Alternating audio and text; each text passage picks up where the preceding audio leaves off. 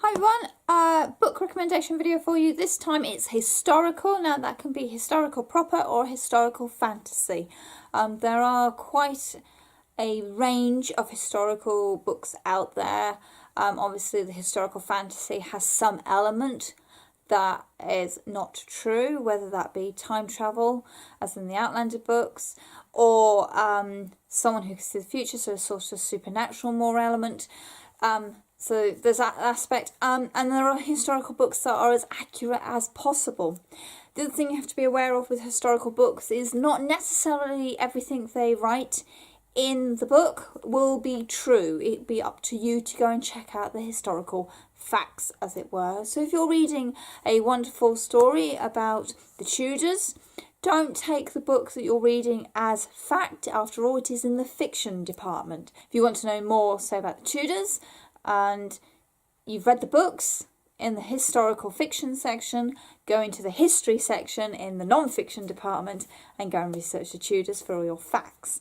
But I view historical fiction as a bit of fun, as a light introduction to a piece of history that I might not have necessarily known anything about, but mainly I'm looking for a good character piece. That's what I want in historical books. And it starts out with Simon Scarrow's Under the Eagle. This is the Eagle series, and these are a set of books that follow two chaps in the Roman army. The Under the Eagle starts right at the beginning, where we have a young, naive chap who's signed up to be part of the Roman army, meets his superior, and the two end up being as thick as thieves together, and the series follows their exploits through the Roman army as they travel across Europe into what will become the UK, and all the battles that they end up being involved in somehow. What I like about these books is the attention to detail. They're very much about companionship and sort of that buddy situation that tends to rise a lot when you're doing military style books. So if you're looking for Romans and military style writing, then you'll probably like Simon Scarrow's Roman books. He has done another series looking at Napoleon, which is very interesting as well, and he does do an awful lot of research, so much of what he writes about will have either happened or has existed in the past. So well worth checking out if you're into the Romans. I've picked up Kidnapped by Robert Louis Stevenson. Now technically this is what would have been called a romantic historical book when it was originally released. By the time Robert Louis Stevenson wrote this, the whole Jacobite uprising, rebellion and general squashness of them had already happened. That was 100 years in the past, and it had been romanticised an awful lot. Now I'm not meaning about the love aspect of romantic, I'm meaning the traditional meaning of the word, the historical aspect of it, the stories that have elements of adventure and swashbuckling and true characters and brave characters and fighting against the odds. They are romantic historicals, and Kidnapped is a prime example of that. That's why I've put it on this list. It follows a young boy who ends up literally being kidnapped while trying to prove his inheritance, basically. And he ends up getting caught up with some Jacobites and obviously the whole redcoat situation that was around at that time. It's told from a very romantic look at the Jacobites. Robert Louis Stevenson saw them as something he could get a good story out of. So it's a very romanticised view of the whole situation. But it does give you a good idea of life at that time, because it was only 100 years ago from Robert Louis Stevenson's point of view. So Scotland for him still held a lot of this air of mystery and that. Boneshaker by Sherry Priest. This is an alternative history. So if you're interested in how things could have been had zombies come about, for example, this might be the series for you. There are several books in the Boneshaker series. They're actually the Clockwork Century collection, and they follow certain characters in different parts of North America during the Civil War, but we have the living dead are walking about, and it's a problem. Boneshaker is very entertaining. It's the first one in the series and probably the strongest one. And it follows the exploits of a mum as she tries to follow her son into a walled-off city that has a dark history and some very interesting characters. So if you want alternative history, try these. If you want a bit more fun and dipping in and out of history, can I suggest the St. Mary's Chronicle? This is the first one, just one damn thing after another. They're written by Jodie Taylor, and this follows Max as she signs up with the St. Mary's Priory Institute of History, where they follow historical events in contemporary time. Don't ever call it time travel, the head gets very cross about it. So if you want to follow the series, start here. If you want to see what it's about, I'm going to suggest this little collection of short stories. There is always some time travel element in one of these short stories, and they always visit a different point in the past. The research is really well done, and it's not glamorized or anything. It's pretty brutal and blunt whenever they go into the past.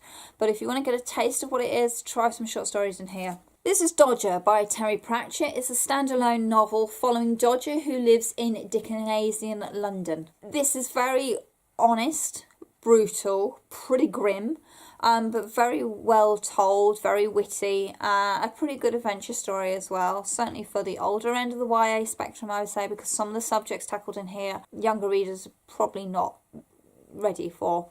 But very, very enjoyable. And Dodger is not a hero. He's the kid on the street. It doesn't shy away from the London that Dickens would have known himself. So it's very much in the reign of sort of Oliver Twist and David Copperfield, but with all Terry Pratchett's usual wit and sarcasm. Sticking with Terry Pratchett, if you're the fan of the Discworld series or you're interested in Discworld, this is Nightwatch, which is one of the Guards books, and this one involves a heavy dose of time travel. So technically it's the historical past of Ankh-Morpork, and it follows how the Nightwatch came to be.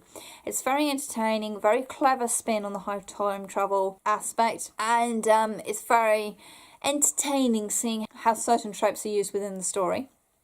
So if you're still playing your way through Discworld or you're not sure what to do, try Nightwatch is a good one. If you want a bit of alternative historical past in a fantasy world, it's very clever. And then finally, I've picked up Voyager by Diana Gabaldon. Now this is book 3 in the Outlander series, but I would say if you haven't read any Outlander, this one's pretty accessible. Diana made sure her books were able to be read standing on their own. Obviously you get more if you read the whole lot, but if you just wanted to try the whole phenomena that is Outlander, the third one's a pretty good place to start with. It's split quite evenly into 2 parts. We have Jamie's story, which is in Scotland after the Jacobite rising and fall of 1745, and it follows his exploits in the next 20 years in Scotland as an ex-Jacobite, as a man that's been wanted by the crown, and how he survives and copes and deals with life. And it's a very good description of the history of that time. The second half follows Claire, who at this point is living in 1960s Boston in America. So we get to see a lot of social issues and political issues from her point of view.